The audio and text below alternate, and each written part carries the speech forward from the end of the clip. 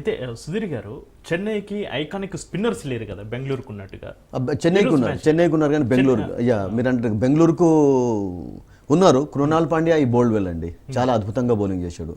First మ్యాచ్లో 3 wickets తీసుకున్నాడు. And that left హ్యాండెడ్స్ batting చేసినప్పుడు ఒక లెఫ్ట్ ఆర్మ్ స్పిన్నర్ చాలా చక్కగా సక్సెస్ సాధిస్తారంటారు. కానీ మనం చూసాం కృణాల్ పాండ్యా మాత్రం ఈ can bowl well to any batter actually. తన అనుభవాన్ని ఉపయోగించాడు అండ్ బాల్ కొంచెం స్కిడ్ కావడంతో నారాయణ అవుట్ చేయడం చూసాం. అండ్ ఈ వాజ్ ఎక్సలెంట్ అండి యాక్చువల్లీ.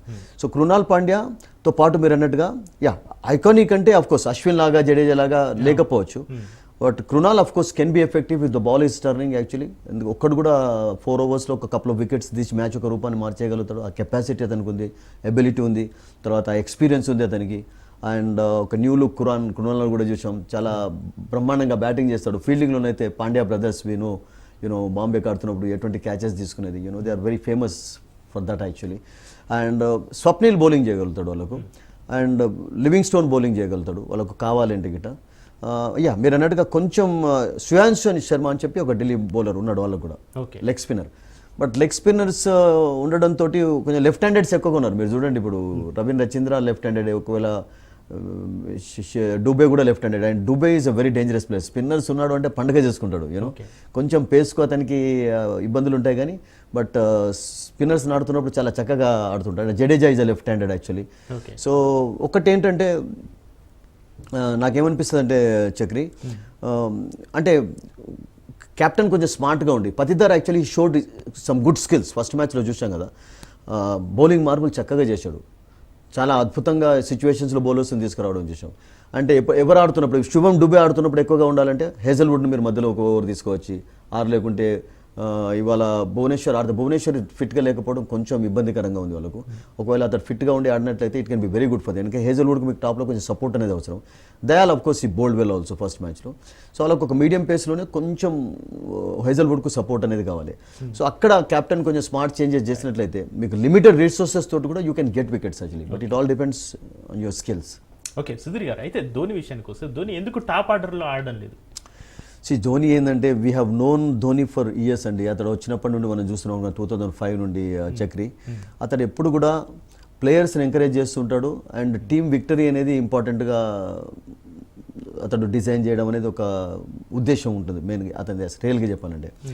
అండ్ 40+ అతనికి తెలుసు యంగ్స్టర్స్ ఉన్నారు, యంగ్స్టర్స్ రాణిస్తున్నప్పుడు why should I disturb that combination అని చెప్పి.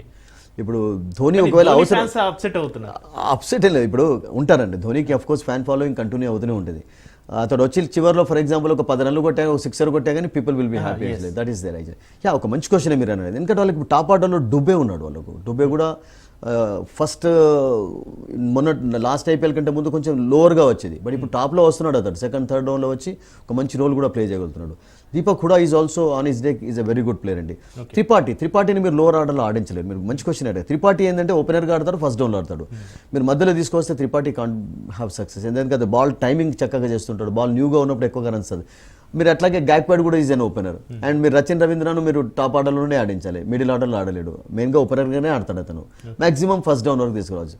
సో ధోని అందుకనే మేబీ ఏమన్నా మీరు అన్నట్టుగా ఫ్యూచర్లో అతని చాలా కంఫర్టబుల్గా బ్యాటింగ్ ఉన్నప్పుడు సిచ్యువేషన్ ఉన్నప్పుడు టాప్ ఆర్డర్లో ఎంటర్టైన్మెంట్ కావాలంటే ఇక ధోని చూడాలంటే ఈ can do that. But I think is done enough అండి. చాలా అద్భుతమైనటువంటి పర్ఫార్మెన్సెస్ ఆల్రెడీ చూసాం. అసలు ధోని ఆన్ ద ఫీల్డ్ ఉంటే సరిపోతుంది. ధోని గ్లౌ స్క్రీన్ మీద కనిపిస్తే చాలు, ఆ presence enough actually. That presence actually ఆ కాన్ఫిడెన్స్ ను బూస్ట్ చేస్తుంది. బట్ ఈ కెన్ డూ, అతనికి ఏ డౌన్ అయినా కానీ ఈ డస్ సమ్ మ్యాజిక్. ఆ కేపబిలిటీస్ ఇప్పటికీ అతనికి ఉన్నాయి. అయితే సుధీర్ గారు, చెన్నై సూపర్ కింగ్స్ ఈ రోజు ఎంత స్కోర్ చేసే అవకాశం ఉందంట? That's always a tricky question in Chennai చక్ర. ఎందుకంటే చెన్నై వికెట్ మీకు హైదరాబాద్ లాగానో బెంగళూరు లాగానో బెల్టర్స్ ఉండవు, అక్కడ బ్యాట్స్మెన్స్ ప్యారడైజెస్ లాగా ఉండవు. అక్కడ మీకు బ్యాట్కు బాల్ మధ్యలో కొంచెం బ్యాటిల్ అనేది చూస్తుంటాం. We saw that in the first match. And ఈ రోజు కూడా నాకు ఏమనిపిస్తుంది అంటే చక్రి, బ్యాట్కు బాల్ మధ్యలో కొంచెం బ్యాటిల్ అనేది చూస్తాం. Bowlers will have some help, and batsmen ఎవరైతే కొంచెం పేషెన్స్గా ఉన్నారు చూడండి, అందుకని ఒక డిఫరెంట్ రోల్ అవసరం అండి. ఇప్పుడు రచీంద్ర మన అందరికీ తెలుసు కదా, రవీంద్ర అతడు జనరల్గా 10 బాల్ ఫేస్ చేస్తే 30 రన్లు ఉంటాయి. బట్ ఫస్ట్ మ్యాచ్లో అతడు ఒక షీట్ యాంకర్ రోల్ చేసి చివరి వరకు నాట్అవుట్గా నిలిచి ఒక 6 తోటి మ్యాచ్ గెలిపించాడు. ఎందుకంటే ఆ వికెట్ యొక్క క్వాలిటీని, గుణాన్ని అర్థం చేసుకున్నాడు అసలు యాక్చువల్గా. సో నిన్న నాకేమనిపించింది అంటే సన్ రైజర్స్ హైదరాబాద్ ప్లేయర్స్ అట్లా అర్థం చేసుకోలేకపోయారు. బికాస్ టాప్ ఆర్డర్లో వికెట్ మీకు పడుతున్నప్పుడు నిన్న కూడా 220, 230 ఓవర్కమ్ 230 అంటే మీకు ఎప్పుడు కూడా ప్రతి బాల్ హిట్ చేసి అవుట్ 6-4 అది మీరు ఎంత బ్యూటిఫుల్ బ్యాటింగ్ వికెట్ అయినా కానీ, ఎంత మీకు ఇవాళ రేపటి బ్యాట్స్ హెల్ప్ చేస్తున్నప్పటికీ కూడా every ball you cannot hit actually think. So you have to wait actually think, you have to wait for the loose ball. సో అలా క్యాలిక్యులేషన్ చేసుకోవడం చాలా ఇంపార్టెంట్. సో ఇప్పుడు చెన్నై లాంటి వికెట్ పైన కూడా చూడు, రవీంద్ర తన క్యారెక్టర్స్ అగెనిస్ట్గా కూడా అంటే అన్క్యారెక్టరిస్ట్గా ఆడి జనరల్గా అలా ఆడాడు. బట్ ఎందుకు ఆడాల్సి వచ్చిందంటే సిచ్యువేషన్ అలా అరైజ్ అయింది. వాళ్ళు ఇది గ్యాక్వాడ్ చక్కగా ఆడుతున్నాడు, తర్వాత వికెట్లు పడ్డ తర్వాత త్రిపాఠి త్వరగా అవుట్ అయిపోయినాడు. సో మధ్యలో ఎప్పుడైతే వికెట్లు కోల్పోయినారో వాళ్ళు, సో దెన్ ఈ హ్యాడ్ టు డిఫెండ్ యాక్చువల్లీ. ఎందుకంటే మరో వికెట్ పడిపోతే ప్రెషర్లు కూడా వచ్చేవాళ్ళు. లాస్ట్లో ఎట్లా ఉంటుందంటే చక్రి 2 ఓవర్స్లో 16-17 రన్స్ స్కోర్ చేయాలంటే కూడా డిఫికల్ట్గా ఉంటుంది. Even if you have wickets in hand some times కొన్ని వికెట్స్ పైన చాలా కీలకంగా మారుతుంటుంది. So that kind of players చాలా ఇంపార్టెంట్ అండి. నాకు అది ఆ క్వాలిటీ అతనిలో చాలా నచ్చింది. సో అందుకనే ట్రికీ వికెట్ అండి. ట్రికీ ఇక్కడ మేబీ 170, 180 అయితే ఎక్స్పెక్ట్ చేయొచ్చు, అట్లా ఏం లేదు. బట్ ఎనీథింగ్ అరౌండ్ 170 కూడా చెన్నై లాంటి వికెట్స్ పైన అది కొంచెం టఫ్ స్కోర్ అవుతుంది. ఈవెన్ చేంజ్ చేసినా కూడా టఫ్ స్కోర్ అవుతుంది. సో ఐ థింక్ మీకు 240, 250 ఇలాంటి వికెట్లు అయితే చెన్నైలో దొరకవు మీకు. ఒకవేళ బ్యాటింగ్ అవకాశం వస్తే రాయల్ ఛాలెంజ్ ఎంత score expect I think they would love to bat first, because వాళ్ళకు బ్యాటింగ్ ఫస్ట్ చేసినప్పుడే చెన్నైతో ఎక్కువగా గెలిచారు అసలు. బట్ చెన్నైలో కొంచెం డ్యూ ప్రాబ్లం కూడా ఎక్కువగా ఉంటుంది కదా, సముద్ర తీరాన ఉండేది. అలా ఉన్నట్లయితేనే ఏదైనా క్యాప్టెన్స్ డెసిషన్ చేంజ్ చేస్తుంటారు. ఐ థింక్ ఎనీథింగ్ 160, 170 కొంచెం ప్లేస్ చేయాలి. ఎందుకంటే బికాస్ వాళ్ళకు చెన్నైతో కంపారిజన్లో మీకు అంత బౌలింగ్ స్ట్రాంగ్గా లేదు. They have some fantastic bowlers, డౌటే లేదు అందులో. But it all depends on how Hazlewood bowls for them today. ఎందుకంటే అటు మీరు చెప్పారు కదా పతిరానా ఉండకపోవచ్చు అని చెప్పి, బట్ ఇటు హేజల్వుడ్ ఒక్కడే మెయిన్ బౌలర్ వాళ్ళకు ఉన్నారు. అంటే ఎంగిడి ఉన్నాడు, తర్వాత కావాలంటే తుషారా ఉన్నాడు, ఈవెన్ రొమారియో షెఫర్డ్ను కూడా వాళ్ళు ఆల్రౌండర్గా ఆడించుకోవచ్చు ఒకవేళ ఫర్ ఎగ్జాంపుల్ ఇంపాక్ట్ ప్లేయర్ రూపంలో తీసుకురావాలంటే. బట్ భువనేశ్వర్ వచ్చినంత వరకు నేను అనుకుంటాను కొన్ని ప్రాబ్లమ్స్ స్టార్టింగ్లో ఉంటాయి. Because Bhuvneshwar is still not totally fit అండి. కపుల్ ఆఫ్ ఓవర్స్ వేశాడు, ఒక 20 మినిట్స్ వరకు బౌలింగ్ చేశాడు నెట్స్లో, కానీ బట్ అంత ఫిట్గా కనబడలేదని చెప్తున్నారు. ఒకవేళ ఫర్ ఎగ్జాంపుల్ ఈరోజు ఫిట్గా ఉండి ఆడినట్లయితే Hazlewood will be very happy. ఎందుకంటే ఆ టీంలో మీకు పతిరానా లేకున్నా కానీ Nathan Ellis is a very dangerous bowl, Sam Curran can bowl, చాలా ఆప్షన్స్ ఉన్నాయి వాళ్ళకు. డూబే బౌలింగ్ చేస్తాడు, అశ్విన్ జడేజా ఉన్నారు, నూర్ అహ్మద్ ఉన్నారు, రచీంద్ర బౌలింగ్ చేస్తారు.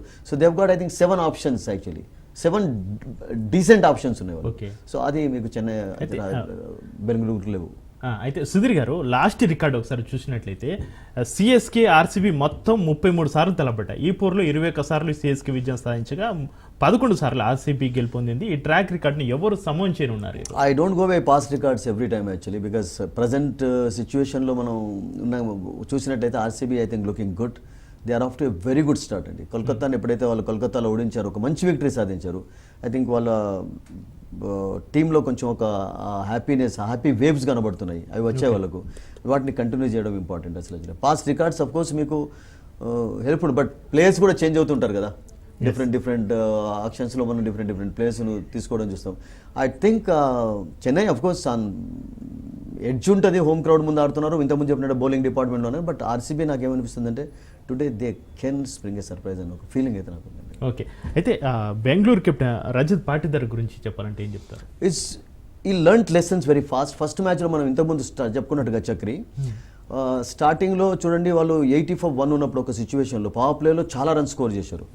And Rahane was playing brilliantly. And అప్పుడు Sunil Narine was also playing well actually. Sunil Narine of course last మ్యాచ్లో ఆడలేదు, ఫస్ట్ మ్యాచ్లో చాలా చక్కగా ఆడాడు. అండ్ అప్పుడు పట్టిడర్ చూడండి మంచి చేంజెస్ చేశాడు. కృణాల్ పాండ్యాని తీసుకురావడం, వికెట్స్ తీసుకోవడం, సరి అయినటువంటి సమయాల్లో అతడు బౌలర్స్ని తీసుకొచ్చాడు. ఈ బౌలింగ్ చేంజెస్ ఫర్ ఎక్సలెంట్ అండి.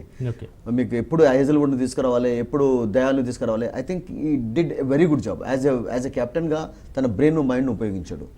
సో అక్కడ నాకు అనిపించింది ఐ థింక్ అంత మంచి స్టార్ట్ వాళ్ళు అందుకున్నా కానీ దాన్ని కంట్రోల్ చేసి 170 జస్ట్ 170 అరౌండ్ వాళ్ళని అంటే 170 ప్లస్ లోనే కంట్రోల్ చేయగలిగారంటే ఐ థింక్ అతని క్యాప్టెన్సీ స్కిల్స్ కనబడ్డాయి అక్కడ. అయితే ఆ వికెట్ పైన మీకు 200+ సాధ్యంగా క్లియర్గా కనబడింది అసలు the way they batted actually.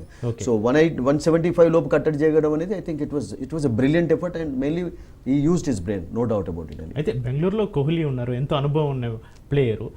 Kohli నుంచి ఏమైనా సలహాలు సూచనలు తీసుకున్న అవకాశం ఉందా? ఒక పర్టికులర్ గా ఒక క్రిటికల్ అంటే గతంలో లాగా పూర్తిగా డమ్మీగా మాత్రం ఉండకపోవచ్చు. బికాస్ ఈవెన్ చెన్నై కూడా చెప్పాడు కదా మహేంద్ర సింగ్ ధోని ఏమన్నాడంటే రవీంద్ర జడేజా క్యాప్టెన్సీ చేసినప్పుడు అతడే ఎక్కువగా చేసింది. Jadeja was not happy at the end of the tournament actually. Dhoni తర్వాత ఏమన్నాడంటే టోటల్ ఫ్రీడమ్ అనేది ఇప్పుడు గాయక్వాడే చేయాలి, నేను ఏదైనా బాగా అవసరం ఉన్నప్పుడు ఏదైనా ఇన్వాల్వ్ అవుతుంది. విరాట్ కోహ్లీ కూడా నాకు అనిపించింది టూ మచ్ ఇన్వాల్వ్మెంట్ కనబడలేదు మీకు. యాజ్ ఎ టీమ్గా ఎవ్రీబడి ఒక మంచి ఫ్రెండ్లీ అట్మాస్ఫియర్ క్రియేట్ చేసుకోగలిగారు కానీ but particular I think he was using his brain actually. So I think he looks to be a good captain and he played well also. 30+ runs in the first match that gave him some confidence. Okay, right, thank you Sudheer గారు. Thank you అండి. Right, Indian Premier League IPL 2025 సీజన్ ఇవాళ Chennai Super Kings, CSK, Royal Challengers Bengaluru, RCB జట్ల మధ్య high voltage match అయితే జరగనుంది. చూడాలి ఈరోజు ఏ జట్టు విజయం వైపు పరుగులు తీస్తుందో. ఇది వాళ్ళ IPL పైన స్పెషల్ డిబేట్ చూస్తున్నానండి.